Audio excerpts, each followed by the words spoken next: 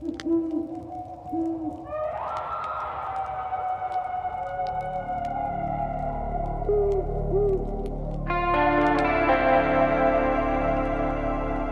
Appalachian Mountains are some of the oldest in the world, and we just happen to live in them. One thing we can tell you, there are ghosts in the mountains.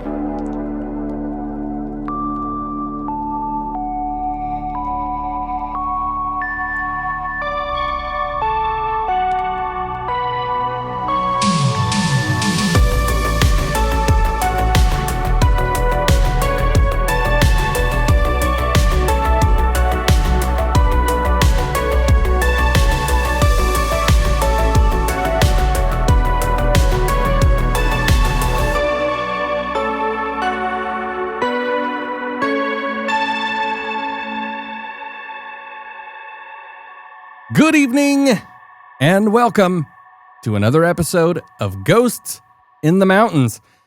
I am your host, as always, Caleb Hanks, and with me, the man I married. The Reverend Hanks, if I might add.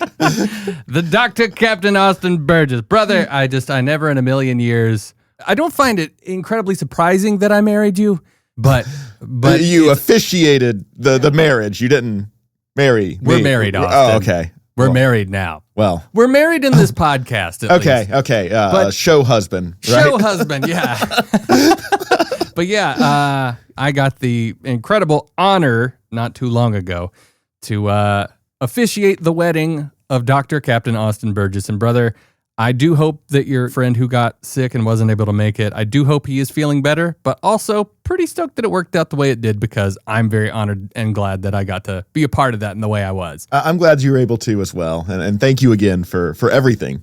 Oh, of course, my man. I wouldn't have had it any other way. And everybody at your wedding, shout out, if you're listening, to a couple of wonderful people out there, namely Frank, if you're out there listening, Ross, if you're out there listening, Alex, Nomar, all the guys, all the gals, you were all so awesome. I had an absolute blast hanging out with everybody. So, welcome to the club officially, my friend. I believe now it is legal. Yes. The courthouse documents have been filed, and it's legit. There you go, brother. Well, till death do us part is the big saying. And I guess that's kind of fitting here. Because, brother, I don't know that it is until death do us part, because everything I've learned about doing on this podcast, I think we stick around well long after that. So, yeah, if you didn't tune in last week, yeah. Have a bit of a discussion on that topic. Yeah, we had a little bit of a primer as we figured, well, if we're going to talk about ghosts like Slimer, you got to have a primer. And we talked with the great Micah Hanks about, what exactly is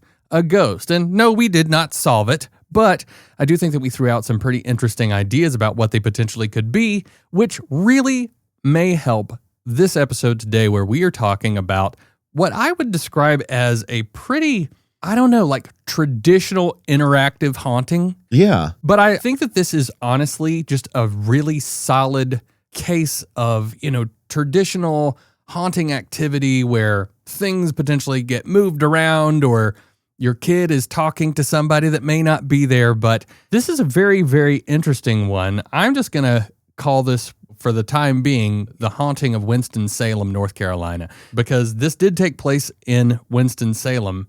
And I don't know, it's a wild one, but I have to say that it really does check a lot of boxes for what I would describe as a very active traditional haunting. Oh, for sure. Yeah, it's almost like trope level of all the boxes that it checks. Yeah, I agree. And maybe hauntings really in nature, for the most part, get to that trope area because maybe in the afterlife, there's just not much else to do but screw with people. And there's only a few ways to reach them. Yeah. So it's like, I'm going to turn your radio on. I'm going to knock over your favorite mug. I'm going to leave all your kitchen cabinets open. Yeah. And I'm going to turn the lights on and make sure that your power bill is $14 more than it would have been beforehand. Sneaky bastards. Why are we so mischievous in the afterlife? I guess it depends on the ghost. That said, quick announcement. I think my wife may have figured out that we actually are living in a simulation. She texted me earlier today, and my wife goes on a lot of walks. I mean, she is one of the most fit people I know. So she's constantly going out of the house on walks. She said, every single time I leave the house, the neighbor and their dog the same dog is in the yard pooping. There's no way that dog actually poops that much. I think this is proof that we're in the simulation. And honestly, I think she's onto something. You need to get without being creepy to your neighbors, maybe just get a camera and wait for it to glitch out or something. The glitching pooping dog. I bet you guys are all so happy you tuned in tonight. So, all that being said, Austin, I'm fully expecting you, as being the deep diver as you are, to have found some things about this that I didn't personally know. Now, the first place that I found out about this particular story, I just ran across this on YouTube, and I believe it first aired on the Travel Channel. Yeah. Is that correct? Correct, because when you sent this to me, it said it was uploaded a month ago, and I was kind of surprised at some of the stylistic choices if this was something made in 2025. Oh, yeah, dude. Yeah, we were talking a little bit about, before the show started, how there are certain show tropes that, oh my God. There's haunting tropes and show tropes, and we just live in a giant trope. But, yeah, I've actually been on a couple of the OG Travel Channel shows, and, they were all kind of edited similarly when they're trying to make something, enticing and spooky. You probably get a good deal on that narrator when you use them for multiple shows across the board, right? Oh, God, I bet that guy's like set for life. Right? So this show was actually called A Haunting. Is that one that you were on or familiar with? I'm sure I probably was familiar with it. I definitely wasn't on it. Okay. I was on Guts and Bolts back in the day with the Lemur team. Yeah. I think I might have been on something else, but I'm not really too sure. But yeah, I'm sure I have seen episodes of this show that were not this specific episode. But, as my algorithm goes, I'm constantly surfing YouTube looking for things that take place in Western North Carolina and the surrounding areas because, hey, that's kind of what we got into here. It's our little niche. Yeah, and Winston-Salem's kind of on the cusp. Like, it's not in the 828, but it's still, Western-ish side of the state. Yeah, it's North Carolina, so it's fair game. Yeah, and they got some mountains, a little bit of mountains out there.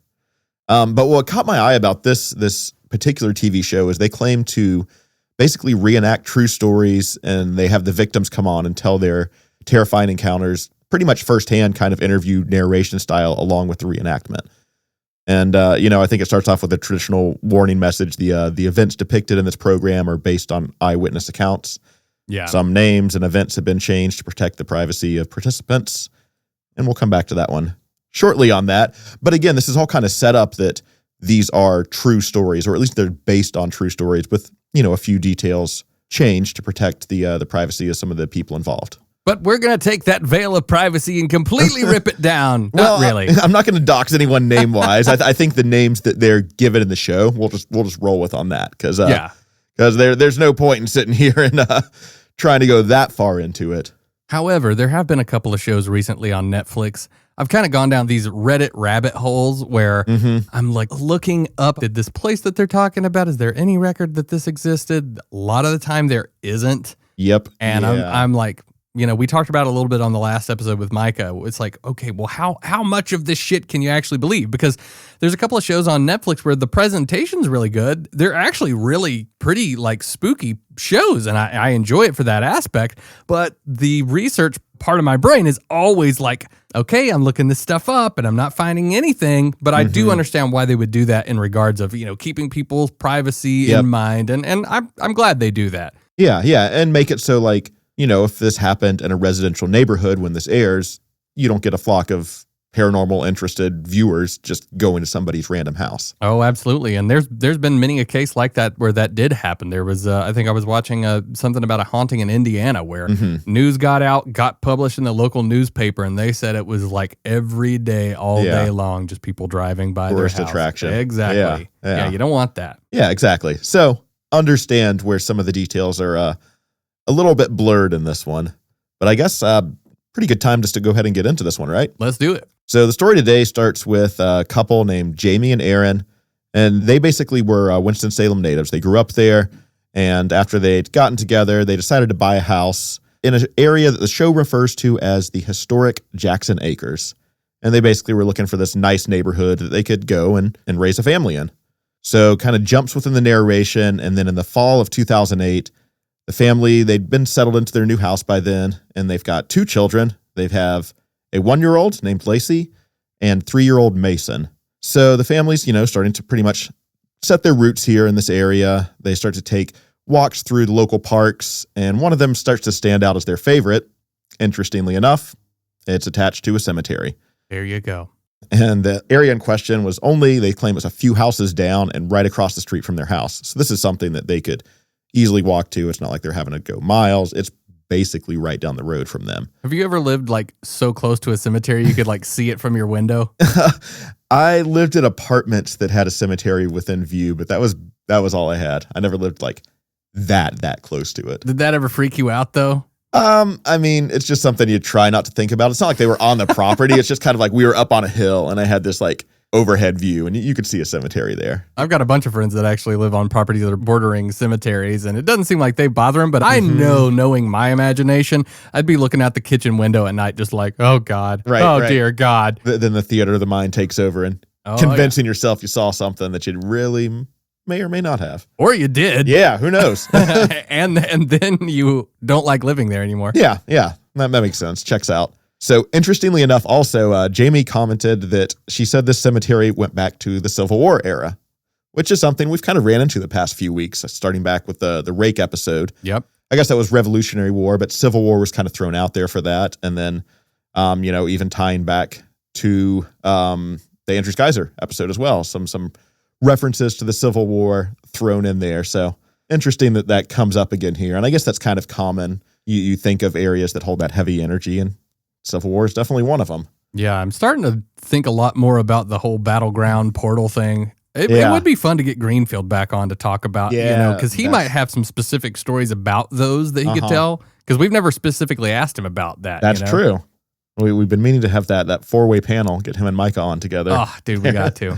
So anyways, the story goes along. One day they're walking through the cemetery, and Jamie notices that her son Mason just kind of seems to be staring off into the distance, somewhat behind a tree, but she can't see anything going on. And she just kind of asked him if he's feeling okay. And Mason said that he wanted to go back home right then. So a little bit of a red flag, but I don't think she thought too much about it at the time. But that was kind of the first foreshadowing that you start to see that something's going on, specifically from the cemetery. Now, I'll add that Erin typically did work late, so this left Jamie by herself with the kids at home most of the nights. And then one night, she ran up to the room after hearing Lacey start to cry, and she asked Mason what had happened.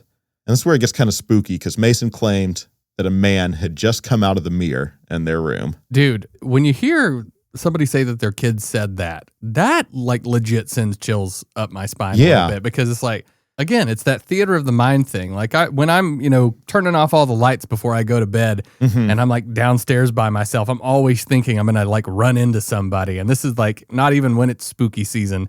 But God, dude, if I had a kid and they told me that a man walked out of the mirror, I would be like, okay, guess we're selling the place. Oh, and you just talked about portals in the previous section there. And I think a lot of people kind of view a mirror as almost like maybe a portal or some way to see into another dimension. Oh, yeah. We talked about the psychomantium on the episode with Micah, where a lot of people thought you could communicate with the dead via this mirror. So a lot of people do look at them as portals. Yeah. Very interesting on that one. And pretty creepy. But, I think Jamie, of course, she just tries to brush that off. And she goes around the house. She's showing Mason, hey, look, there's no one here, no one to hide. We're alone. Like whatever you saw was just a bad dream. And, after hearing about his son's dream, Erin kind of thought it was out of character for Mason to make anything up like this. Like he wasn't a kid that was over exaggerant, but I think Erin was still just very cut and dry, not jumping to any paranormal explanations on this one. Yeah. But the next morning, after Erin and Mason kind of headed out for the day, Jamie begins to start to experience weird, unexplained activity. I think it began first with her finding every single kitchen cabinet door left wide open when she entered the kitchen. They love that. Yeah.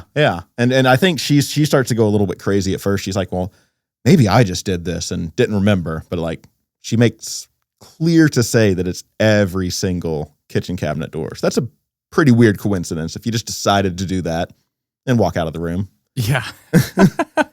Maybe. The older I get, the more forgetful I get. I do some weird stuff, but I don't do that. Yeah. I think I would remember at least, some sign of that. But that was kind of another, first sign for Jamie, like, am I going crazy here? What's going on? And I think she just tried to write that off, go on with her day. But later that evening, when she was giving Mason a bath, she walked out of the bathroom to grab a towel, and then she started hearing Mason having a full conversation with someone while he's still in the bathtub. Like there's detailed dialogue going on, like there's questions being asked, he's answering back. And when she goes back in there and asks Mason who he's talking to, he just responded, Gable. Yeah. Is that indicative that ghosts could be total creeps other than being ghosts? Like, why are you watching this kid in the bathtub? Yeah, why are you talking to my kid while he's in the bathtub, you freak? Right. So obviously Jamie's kind of like trying to think of all the possibilities here. She's like, oh, is that one of your toys? And Mason just goes, no, he's a man, and he was right there when he left. Yeah. And it's like, okay. All right, get out of my house, Clark Gable. Right. So this is really when Jamie's starting to consider that whatever's going on in her house might be some sort of legitimate haunting experience. And I think the parents kind of started to pry at Mason more, just trying to figure out if he'd heard this name Gable, like, I don't know, like on the TV or at school or just somewhere that they could link this to, that the name just might have got stuck in his head. But Mason just stuck with the story every time. He just continued to say, I've heard the name directly from Gable himself. He told me. Yeah. Which is a pretty freaky answer. Well, here's something that's kind of interesting because, I think about when I was a kid having imaginary friends. Now, I think all kids have imaginary friends. I definitely did. But when I had imaginary friends, I knew that they were imaginary. I didn't see anybody. Yeah, right. I think imaginary friends is, at least from my experience, is kind of something that you create and brainstorm and draw up yourself. Yeah, not something that just introduces. I'm sure you had imaginary friends when you were a kid. Yeah, right? yeah. I think everyone. But you did. never saw an entity. No. This kid's like, no, he's a guy. It's a dude. And he's getting theoretically verbal, or maybe telepathic instructions from the guy. I don't know. Yeah, I don't know. That's where it kind of gets a little bit of a gray area, but it's legitimately creepy either way. Yeah, for sure. So yeah, this is starting to get concerning. They've got this name associated with the entity at this point. And one night, Aaron just flat out asked Mason where Gable was, and Mason motioned towards his bedroom. And Aaron just asked his son, well, go get Gable. I want to talk to him. And Mason goes to the bedroom, and he comes back seemingly by himself, but he claimed that Gable was standing right beside him, just continuing to tell his dad, no, he's right here. He's right here. Oh, man. As a parent, that has got to be legit chilling. Yeah. I mean, we talk about like children having a little bit more sensitivity to stuff like this. Like, oh, yeah. We talked about it on the Pink Lady episode. I think the Hickson house is probably a prime example of that, with the levitating drumstick and some of the other things that children were able to pick up on that some of the adults might not have been able to. Well, the other thing, too, that we were talking about on that last episode with Micah were these kids that they're born into this world and they have all these memories of these past lives. They know names, dates, they know lieutenants, they know drill sergeants, they knew all this stuff. And then slowly over time, they start to kind of forget that stuff. I mean, dude, it does seem by all accounts that there is this little window where the kids can just see into the shit. It's pretty bizarre. So this is where they tried to kind of test Mason just to see if he is, making any of this up. So, knowing that he's 3 at the time, like can probably barely speak, doesn't have any concept of math. Yeah. So they ask him to ask Gable, actually, what 5 + 6 is, knowing that Mason wouldn't be able to do this himself. And this is where Mason allegedly goes over to a bookshelf, grabs volume 11, and hands it to his mother. Dude, how smart was that of his parents or his mom to ask that question? Yeah. That's some smart thinking, dude. Right, exactly. Some way to just verify that, okay, if he's messing with me, at least just let me figure this out and get this out of my mind. That's wild. Dude. Yeah, that one's, and I mean, you're making some assumptions. I guess Gable knew math as well, so good that worked out. But I guess he just motioned over to this book and told him to bring that one over. Yeah, and if it's all coincidence, that's a hell of a coincidence. Yeah, no joke. So I think that kind of solidified some stuff in her mind, at least.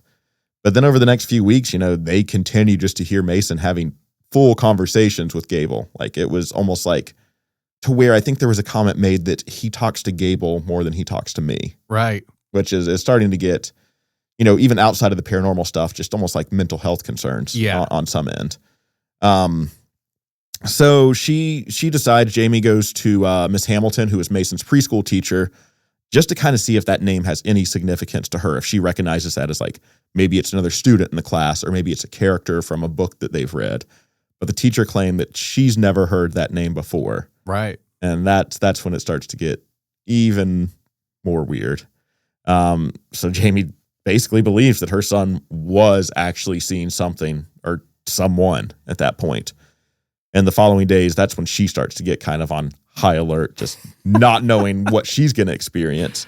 And she said after that, like maybe it was the nerves, but she started to notice feelings of just being watched in the house, which that goes back to the Andrews Geyser episode. You talked about those just feeling of the eyes on you or something like that. And then one night she hears unexplained footsteps and the sound of like bike chains being dragged across the floor coming from upstairs. And when she went to check, there was nothing there. Kids were fast asleep. So it wasn't them knocking something over, dragging something over the floor. Man. They were knocked out. Pretty weird.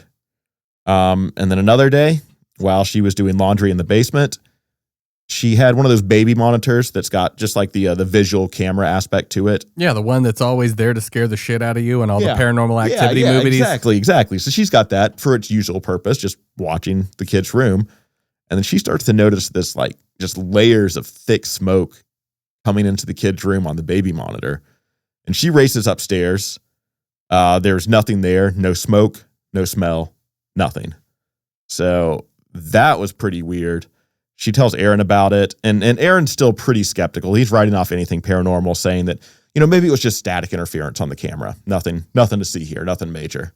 The thing that I find strange about that particular thing is like, there's a lot of people that will post videos on Reddit and they'll be like, what the hell is this? And it's like a spider web that's in the wind. And as the night vision sensor catches the different ways that whatever available light catches that, it's obviously picking that up and it's close enough to the camera to where it's making some weird stuff. However, not to say that can't happen inside, because it obviously can.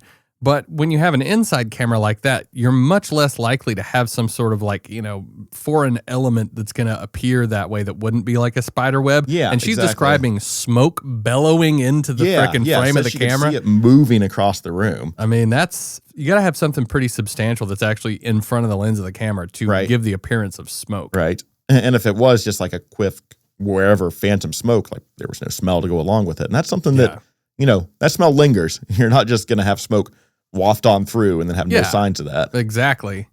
So yeah, that's everything starting to kind of compound, add on each other. You see where the tropes are kind of starting to add up here. You're checking all the boxes. And then later that night, after the smoke was seen on the camera, I guess the parents claim that Lacey's unable to sleep. She's screaming, she's crying all night as if she noticed something that no one else could. And keep in mind, this is the young baby in the situation. So almost going back to that child can pick up on something that no one else can. Jamie makes the comment that she's never heard her daughter scream quite like that before. So something was genuinely terrifying her, not just your normal baby up crying at night type stuff. Like this was something that she felt her daughter had seen and was just genuinely terrified of. Oh, yeah.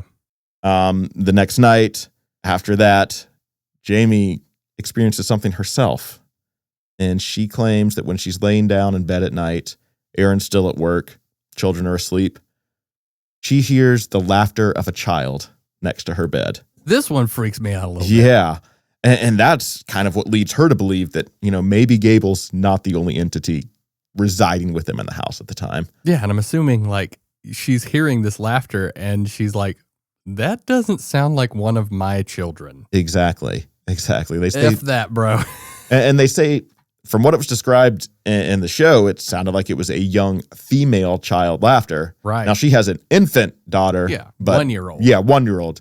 Not something that would be mistaken for a young female laughter, I would think. Well, I remember as it was described, it was almost like she said the laughter was happening like feet from her head. Exactly. So her 1-year-old didn't crawl out of its crib, run into the room, and laugh a couple of feet from her head like a toddler. Yeah, exactly. So yeah, I mean, obviously with everything that's been described of Gable, this doesn't fit the description. Yeah. Like this is just a man. That's basically the description that's been given. This was very clearly a female child's So voice. now she's thinking, oh, what the hell else am I dealing with now? Exactly. What did we buy? Like, why did we buy this place? Right. So when Aaron gets home, he finds his entire family just kind of huddled together, sleeping on the floor of the living room. They're all terrified. They want to be together. And I think at this point, Jamie's just given in. She's accepted that whatever's going on here is something paranormal. No doubt. So he just kind of tries to comfort him. I think he's still pretty damn skeptical at this point, but he just lays down with them and starts to, put himself under the blanket. And that's when he hears the faint noise of a piano. And this is the one that really freaked me out because he said it was playing the same 3 notes, same rhythm, just on repeat. And he said he sat there and listened to this thing for like 5 minutes before he got up. It's like, what the hell is this? And I think in the video, he's claims, I'm pretty logical. I'm trying to tie every explanation that could be. Like maybe it's an old toy piano that the kids have that just started malfunctioning, or the batteries just started going off in the basement or something like that. So he's searching around the house trying to figure out where this thing's coming from, and he can't find any explanation. There's no toys like that in the house. And this is when he kind of shakes Jamie awake and asks if she could hear the piano. And she claims she could hear it. And her comment was kind of weird because she claimed that it sounded just like their old piano that they used to have when they first moved in. And that's strange to me because it's like, it's almost like a residual memory of something that used to be there still, translating through the sound waves. I don't know how that works, or if that's just some sort of weird trickster effect of the entity trying to invoke something in them. Yeah, I mean, I've definitely heard all kinds of different stories about paranormal entities being able to create sounds. I think we talked about before on the podcast, not extensively, but the mimic phenomenon, where you've got essentially a paranormal entity that has the capability to be able to sound like somebody but that person isn't there. Exactly. But dude, no matter what the melody of whatever they were hearing, if you're hearing just like some strange repetitive melody or song. Yeah, just 3 droning notes. Well, yeah, and you don't know where that's coming from. That has got to be creepy as shit, man. Yeah, no joke. And I think it gets a little bit worse here because after a while, I think that either the piano noises eventually stopped or they just decided to lay down and deal with it. But then they claimed that once they laid down, they started to hear this like muffled sounds, almost like muffled voices coming from the upstairs while the whole family's laying on blankets in the living room at this point. And at this point, they sit there and listen to it and they hear almost like a discussion, something conversing. And they just accept that whatever's going on in the house, they need to get some sort of outside help with. I think Aaron kind of gives in and accepts that.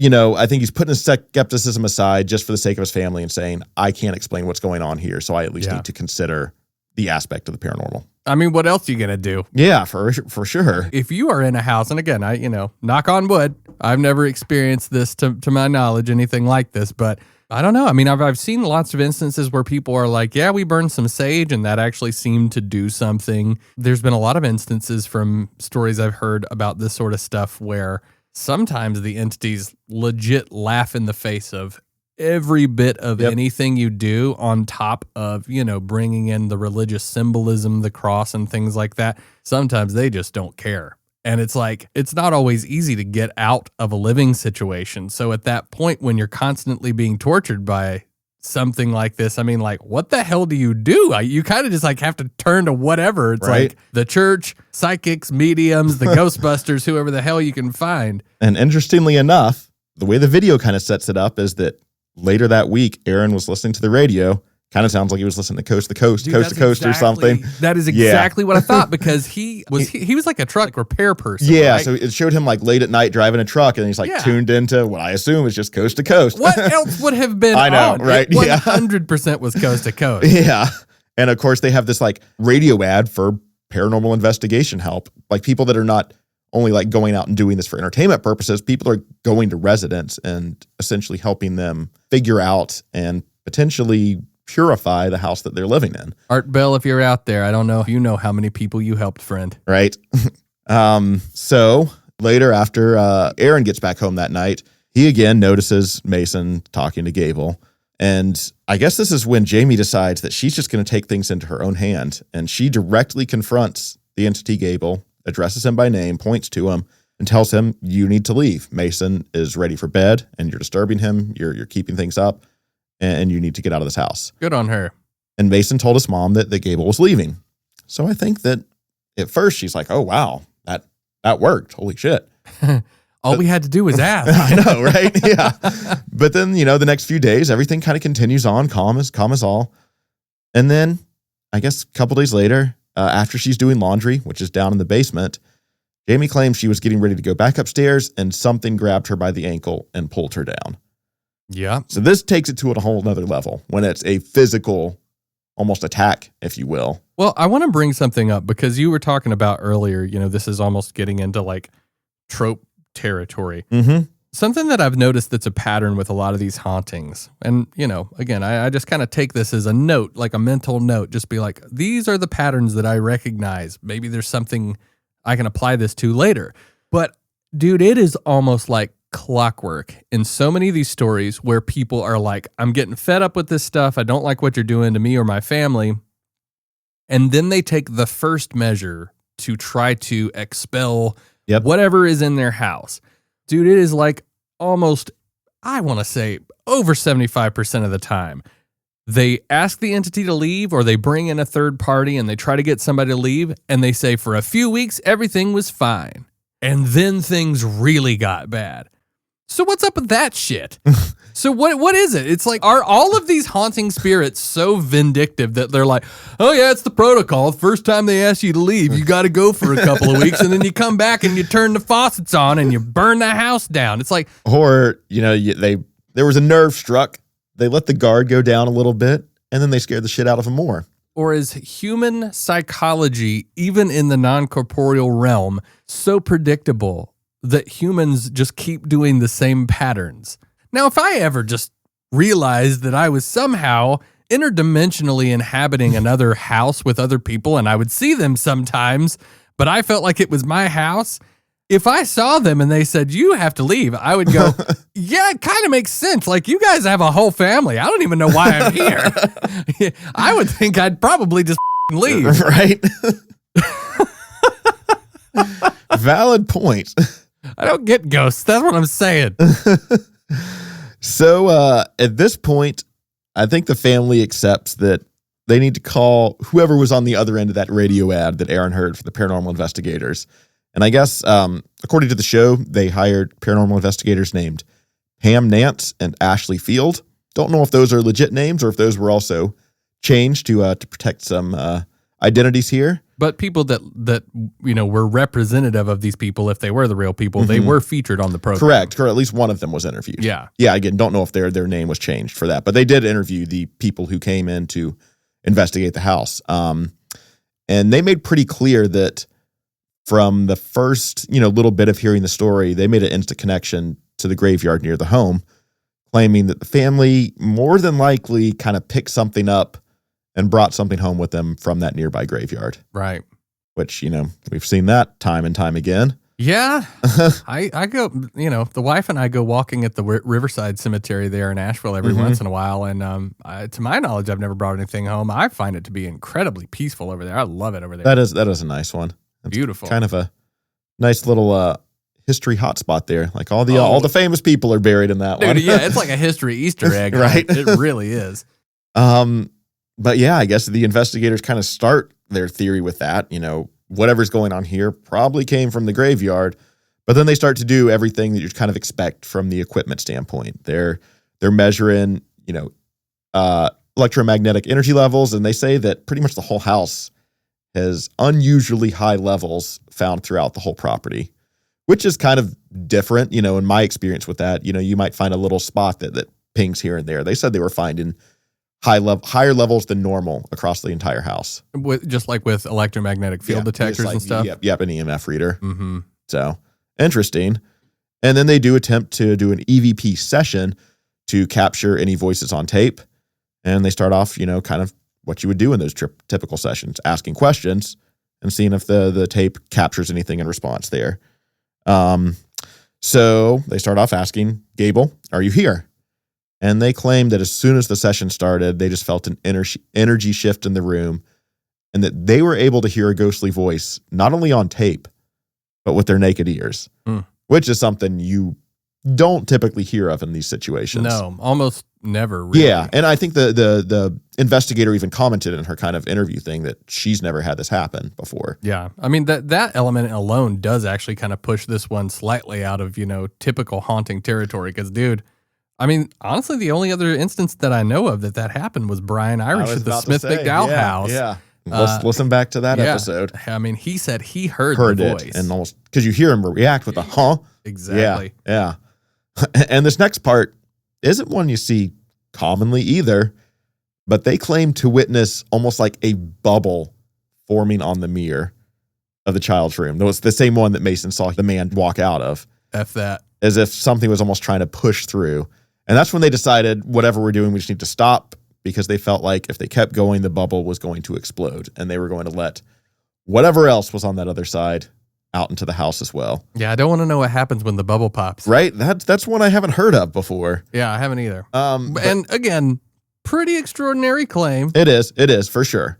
And hey, we're just repeating what was on the episode here. Exactly. But still, it's it definitely is worth noting. But this is where they performed a ritual that I wasn't super familiar with, where they used lemon juice and water and rub it on the mirror to seal the portal to stop anything from coming back through. Yeah, I hadn't heard of using citrus. Yeah, me either. I don't know what that's all about. Yeah, that was new, but and apparently it might have worked. So if it's worked before for these folks, rock and roll. Well, yeah, at least it got the bubble to die down. That's kind of the aspect that I got from the story. Well, I mean, I don't know what the significance would be, but in the event that you and I were ever experiencing something weird like this, something to have in your back pocket. Right? Yeah. Lemon juice and water. All right. We'll try it out. They hate scurvy. I saw a funny meme this week that was the only thing that keeps punk rockers from getting scurvy is the lime slices they put in the tecates at the dive bar. Boom. There you go. There you go. Had to bring that up since you said scurvy. I literally saw that today. That and, it's 2025. But hey, that and multivitamins. So after the lemon juice ritual, if you will, they go to more standard methods, which, smudging the room with sage, which is something you hear about pretty frequently. I think you alluded to that at the top of the episode there. Something that purifies the air and it pushes all the negativity out of the rooms in the house. And when you're doing this, the theory is you leave the windows and the doors open, so as you're smudging the sage, the spirits kind of flow out of the room with the smoke. Otherwise, you're just moving them from room to room. Yeah. So yeah, they go and they smudge the house, they purify it, and then the investigators take it an even further step, and they use salt or salt water blend to further cleanse the house, saying that this is almost another way to further push whatever energy is residual after the smudging out of the house. And after this ritual happens, the investigators are kind of trying to see, is there anything still going on? And they start snapping photos. And within the first few that they snapped, the investigators got a photo of what they claimed to be almost like a shadow figure or shadow entity that's seen in the kitchen of the house. And it was pretty much simultaneous with their EMF readers just spiking and going off at the same time. Now, I can't remember. Did they show the image in the episode? They did. I don't know if that was part of the recreation reenactment of the image. You can never tell. I know, yeah, because while they're going along and showing all this, they have the people that experienced it giving their interview, but then they also have actors hired to kind of go along behind them and act out the story that the experiencers are telling. Yeah. So yeah, there was a photo shown, but I think the photo shown was in the reenactment of it. So I don't know if that was the actual photo that was captured or not. So they decide that basically everything they'd done purifying wise hadn't entirely worked because they're still seeing something there. Yeah. So they think that in order to stop the haunting entirely, they must return to the place where it all started, the graveyard. And when they returned to the cemetery, they actually noticed a grave for a Gabriel Jackson, 1838 to 1864. Hence the Jackson Acres name from where they moved earlier. Right. He was apparently the son of the original plantation owner, and he was in the Civil War and apparently killed in the war as well. So I think you're kind of starting to see where this lines up. A name like Gabriel, for a 3-year-old, you might, not be fully formed to understand or know how to pronounce that. So it's a Gable. It's kind of a nice little nickname to pull off of Gabriel, and they're seeing the connection a little bit there. Yeah, that might be a little hard for a little guy to pronounce. Yeah, so I think the investigators felt pretty certain on finding this that they could associate that grave with the spirit of Gable that Mason had been interacting with. Right. I think there's probably a little bit further digging they could have done on it, but hey, it checked out. It's a grave right down the road. Yeah. Kind of heavy energy of ending life in a tragic situation, and the name, you got to admit it's pretty damn close. Oh yeah, absolutely, and not to mention, I don't know that the parents asked specifically to like the teacher or anything about the name Gabriel or whatever, but it did not seem, at least at that point, that there was some sort of external, place that he was hearing a name like Gabriel. I mean, I think a lot of the time you hear that in like a religious context. Yep. I don't know how religious the family was, but kind of a complex name for a little dude to be picking up. For sure. And not to mention, just all the other weird shit he was describing. Right. So I guess the family also became aware of a local story of a young girl drowning, I guess in a pond that was somewhere behind the cemetery. Yeah. And perhaps they kind of associated that with the spirit of the young child heard laughing in their home. Some even alleged that the child might have been the child of a slave that was on the original plantation to begin with. Yeah. I don't know where that line's drawn. I think there's probably some research going on behind the scenes that I'm not seeing to jump to such what I would consider bold conclusions. But sure. I think that, there's something there that helped them draw the string to this and at least walk away with that kind of theory moving forward. Yeah, I remember them talking about there was supposedly like a couple of like ponds that were kind of connected to each other that used to be on the property. But yeah, I don't see why they would just like make up that was a thing. Right. I would assume that there probably would have had been somebody in the area that knew about that talked to them about that. So. Yeah, right. And, it kind of goes into a lot of the traditional speculation that, spirit of a young girl might be something that she might not even realize that she's deceased, and she's just kind of going on, acting, playing like a normal child would. Pink Lady style. Yeah, exactly, throughout the property. Yep. So that's kind of the theory on why the child seems jovial, if you will, or almost just like pranksterish, laughing beside someone's bed. Maybe they don't know that they're necessarily out of place. Man, that actually, not to sidetrack too much, but that actually kind of reminds me, there were a couple of children that died on the mountain I grew up on, actually. Okay. Randomly. And I don't want to get into any details about that at all, because some of the families are still around there. But yeah, that always kind of made me feel just like a little bit uneasy when I would get around the areas where I knew that those things had happened. And there was also a pond, and I don't know anything about this family. I think this happened like a long time ago, but there was this pond down through the woods from where I lived, and they always said that a little girl drowned in this pond down here, like through the woods from my house. And man, I had many a fall time walk through the woods down there, feeling a little tiny bit creeped out by that whole thing. Yeah, but sorry to go on a tangent, but that just like really reminded me. Yeah, a lot of parallels there. Yeah, I had not thought about that in a very long time. Right. Another suppressed paranormal experience. God, not a paranormal experience, I know, but still just, creepy feelings. So I guess at this point, the investigators insist that Jamie needs to perform a blessing or prayer over her house to complete this cleansing ritual. And Jamie chooses to recite Our Father, and with that, seemingly reclaimed her family's home from all entities. And that's kind of where the episode wraps up. Yeah. Looking at the things that seemingly worked there, the lemon juice thing on the mirror, kind of odd. Yeah, definitely. The Lord's Prayer, very common one. Yeah, something that I think the important factor is it's something that resonates with the person reciting that prayer. So something that gives them some sort of power over the entity. Yeah, I thought that was an interesting thing to note, because that was certainly some of the guidance of the mediums that were working to help them, saying investigators / mediums. Well, they were talking about that it didn't really necessarily matter too much about the denomination of the religion. It was more the intent of the owner of the home, which I thought was an interesting thing to point out, because, again, it's really hard to interpret all of the factual stuff when you're hearing a story like this through the lens of something that is, for the most part, supposed to be an entertainment program.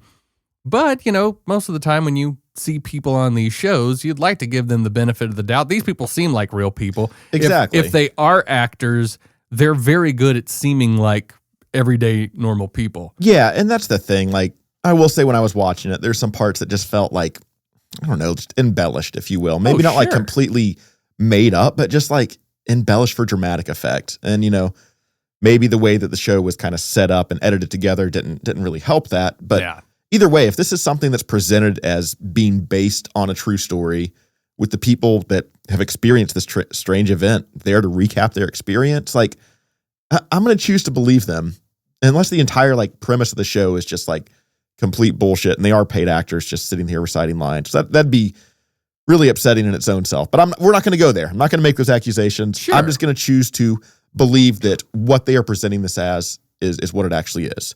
Well, speaking to that, when you see somebody that even on camera seems to be a very, just regular person, they don't seem to be like putting on in any sort of like flamboyant way. They're just telling what experience they had.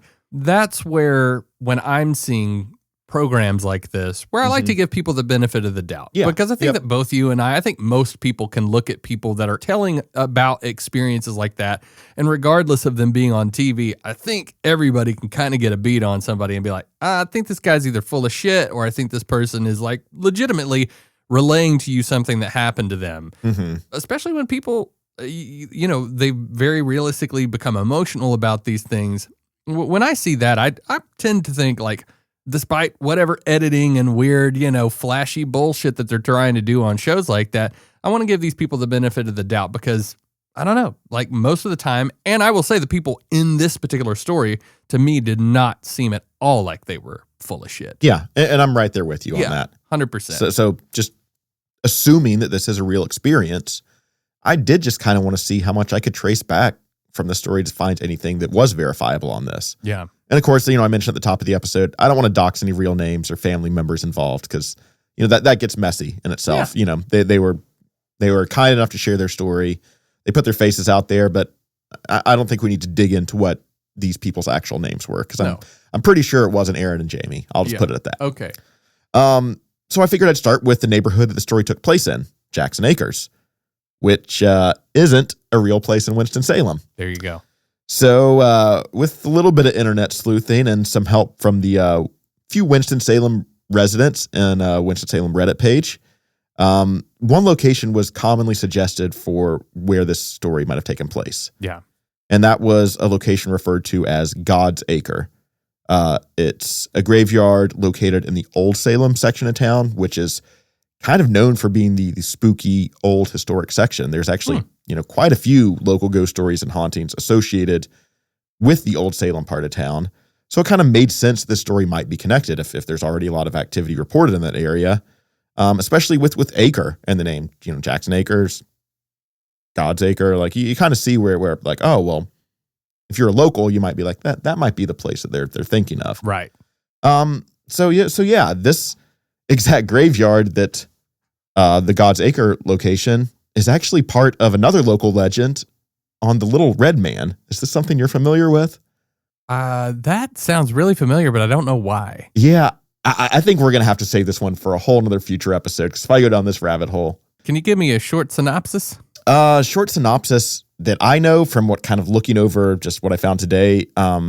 Story of, I think he was a tailor, some sort of shoe worker, builder, maker. But he had some sort of deformity. He was short in stature, and I don't know the details on how he lost his life or how he came to a tragic end there. But I do know the body of the person that is allegedly, the origin of the Little Red Man entity is supposedly buried in this God's Acre cemetery. The Little Red Man just sounds unsettling no matter what. Yeah. Maybe I don't know about this. I've heard the name on a few like local podcasts before, but I didn't really get into too much of the lore. And, as I started digging into it today, I thought, maybe I'll put a section on it. But, looking on where we are with time now and knowing how much deeper we really would have to go into this legend, I think the Little Red Man is going to be its own episode in the future. Hey, rock and roll, dude. So we'll revisit this fun. One for sure. But going back to this God's Acre cemetery graveyard, I was able to use Find a Grave to see if there was anyone named Gabriel buried there. And funny enough, there was. I found a grave for Gabriel Washburn McSwain, but his dates were a little different than the one in the story. He was born in 1872 and died in 1927.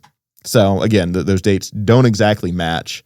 And in fact, being born in 1872, which is like around 7 years after the conclusion of the Civil War, like that definitely doesn't match any of that Civil War narrative that the original story had kind of built up about Gabriel being a ghost that was killed in the war. Yeah, but it doesn't have to, because there's a lot in the telling of the story from the people that experienced it where it was kind of like, well, they did find this grave and there was this name, and they kind of were like, okay, well, he's saying Gable, here's Gabriel. So there was a lot of yeah, there's a lot of tying threads together. Yeah, exactly. In whatever way you can. But I mean, it is interesting that you're finding some consistencies here. It is possible, but you don't see this often on the Find a Grave website. But this one did have a cause of death listed, and that was acute dilation of the heart.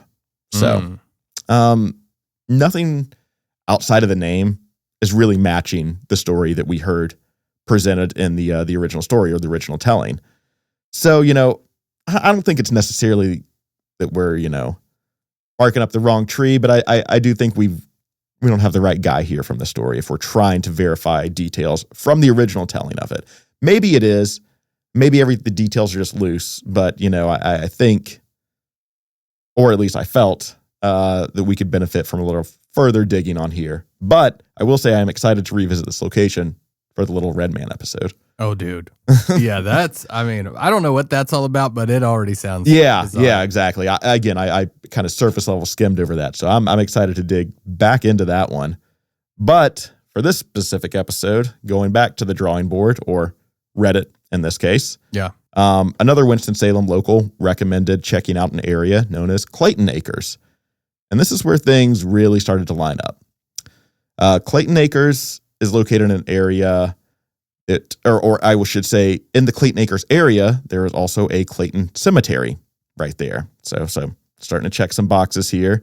And from what I could tell on a map, because you can use whatever map app you use and kind of go into Clayton Cemetery in Winston-Salem, it looked a lot smaller in comparison to the God's Acres place. Like, it almost looks like it's more of a family cemetery, which actually kind of might align with the story's narrative. Exactly, yeah. And sure enough, I was able to find a grave belonging to Gabriel T. Clayton, 1834 to 1864. Holy shit. Almost the exact dates given in the show. I think 64. It was his death date. Yeah, I think they had his birth date listed as 1838 in the show, which, kind of makes it, they were trying to make it like almost like appear younger. Like, he definitely would have been a young soldier in the war, is I think maybe what they're trying to get at. Or maybe they were just kind of trying to throw people off who were trying to, that's what I think, background look at this up, because it would have been easy to search those death dates with the name. Yep. But either way, that's pretty on the tee there. No pun intended with Gabriel T. Clayton. But, he would have been about 30 years old when he died in 1864, a full year before the Civil War's conclusion. Unlike the other gravesite, they didn't have a cause of death listed on this one. But I think it's probably safe to assume that someone that age dying during the middle of what was the Civil War was probably at least involved in this war in some shape or form. One would assume. Yeah, for sure. For a 30-year-old to be passing away kind of in the middle of that, like, yeah, the most likely cause of death is the war. There's the war. Exactly. So I think you could pretty much replace the name Jackson in the original story with Clayton, and all this lines up perfectly. Jackson Acres, Clayton Acres, Gabriel Jackson, Gabriel dude. Clayton. You're a lunatic, dude. If nothing else, this story does appear to be rooted in a bit of factual history of the area. Dude. Well, look. Well, number one, you are a real son of a bitch. And no disrespect to your mother. She's a very wonderful woman. I had a lot of fun hanging out with your mom and dad at the wedding.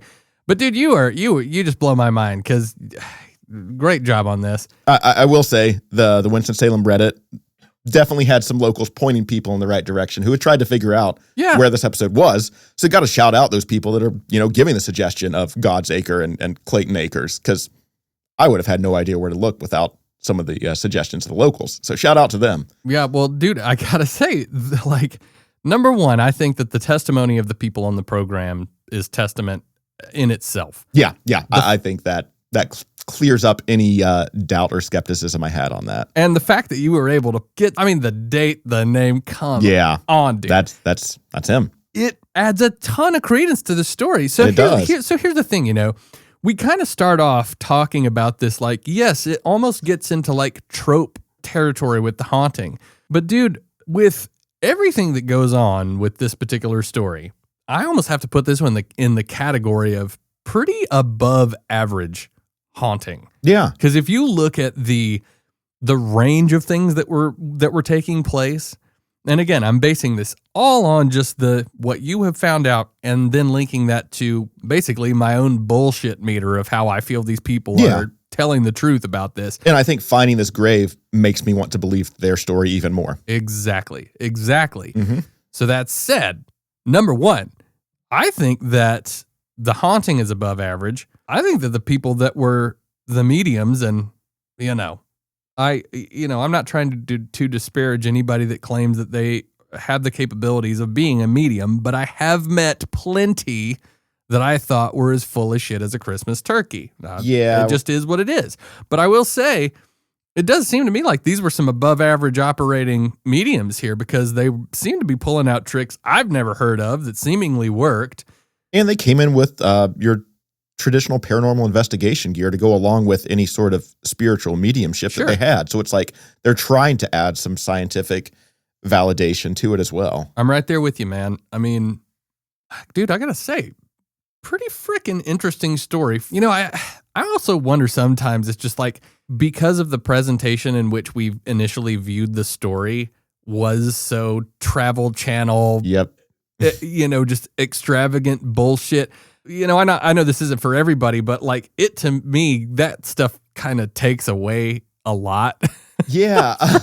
Rather than augment it and make it more, I guess it's more entertaining for some, less entertaining for others. Right. And I think that just shows the importance of editing on some stuff like that, because you have a pretty compelling recount of a haunting situation, and without just this overarching ancient aliens narrator guy, like basically narrating along to everything. Like, I feel like it could have been set up in a way that really sent chills down people's spine more than it actually did. Well, I'll tell you what sent chills down my spine more than the Travel Channel show is what you found with this grave. Because I'm like, well, I already kind of felt like these people were telling the truth. Now I really feel like they were telling the truth. The dates line up, the names line up. I mean, it's everything fits. So it does. From here, I don't have any way to verify if the experiences were actually happening. But like we said, everything that we kind of mentioned before, on top of finding this, I choose to believe them. I am right there with you, my man. Dude, you're just killing it. You're batting 100 for 100. Look at you. I'm assuming we're done. We're closing this one out. I have nothing else to add. I believe him, and I'm going to leave it at that. Dude, I believe him too. I don't know if every aspect, like the bubble in the mirror. Yeah. I don't know if everything about that was completely true, but I think for the baseline haunting, yes. Exactly. The kid talking to an entity that doesn't appear to be there. Mm-hmm. The math problem thing. They had a good enough story to get the Travel Channel to buy in, and maybe some producers came in and like, be really spooky if we added something like this. Who knows? I'm not saying that happened. I'm not saying it didn't. But shit like that happens all the time. Yeah. I have no doubt about it.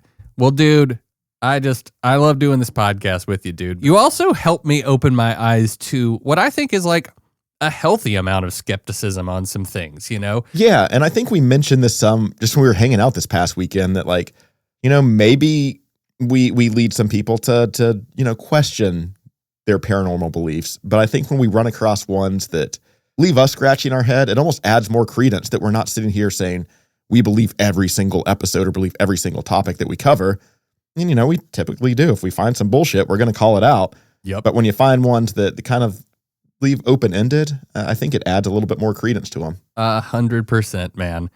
Well, all that said, I just want to let everybody at home listening know You know that kind of like gonzo journalism style intro that we did at the beginning of the Alan Greenfield episode the first time we had him on? The Brown Mountain Lights episode with Alan? We lived it. We actually pretty much did exactly that. Not too long ago, one of the little cherry on the top things was Austin and I were dressed to the nines when we did it. Probably the best we've ever looked. Right? Yeah. I told everyone all weekend. The best we've ever looked after age 30. There you go. Yeah, there you go.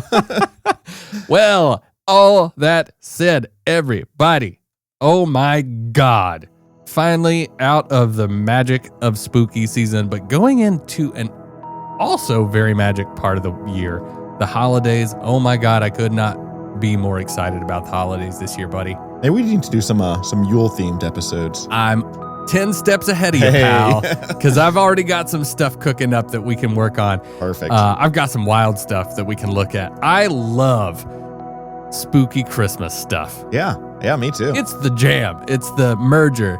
As Mark Hoppus sings, we'll have Halloween on Christmas. We're having it this year at Ghosts in the Mountains, everybody. Well, as always, thank you, Dr. Burgess, for your incredible work, dude. You're just knocking them out of the park. And thank you all at home for hanging with us after the boom of the spooky season is done. It was a hell of one, but we're going to hang in there. We're going to keep doing spooky stuff. We got a lot of really fun stuff coming up for you guys. If you are a long-time listener, first-time caller, or long-time caller, first-time listener, you can find out more about the podcast at ghostsinthemountains.com. If you have a spooky experience and met a Gable of your own, you can email us at ghostsinthemountains@gmail.com. And if you would be so kind, you can subscribe to us on Patreon and get some behind-the-scenes exclusive stuff, maybe a picture or two of me and the Berg flying down to Brown Mountain. There you go. In our MIB suits. But also, you can get a little punk rock cover that me and Austin might have done. You know, it'll be a fun time. Speaking of which, I gotta go catch City Mouse. Oh, yeah. I'm out of here. All right. Good night, everybody. Be good and stay spooky, everybody.